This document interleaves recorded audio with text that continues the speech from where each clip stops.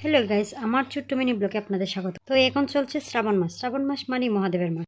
তো আজকে সকাল সকাল রেডি হয়ে স্নান করে বেরিয়ে পড়লাম মামিকে সাথে নিয়ে মন্দিরের উদ্দেশ্যে মহাদেবের মাথায় জল ঢালবো।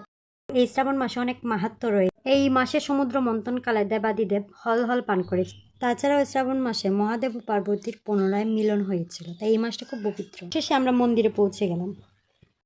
তো অবশেষে আমরা মন্দিরে চলে আসছি। এসে দেখি অনেকেই অলরেডি চলে আসছে মন্দিরে, সবাই অপেক্ষা করতেছে। অবশেষে বাসুদেবের ভোগ লেগে গেছে। এখন কীর্তন হবে, তারপর হচ্ছে অঞ্জলি দিব, তারপর হচ্ছে মন্দির প্রদক্ষিণ করে আমরা মহাদেবের মাথা। তো আমাদের ফুসকমনিও ঘুম থেকে উঠে স্নান করে রেডি সেডি হয়ে আমাদের সাথে মন্দিরে চলে আসছে। এখন আমরা মন্দির প্রদক্ষিণ করব, করার পর আমরা একে একে মহাদেবের মাথায় জল ঢালব।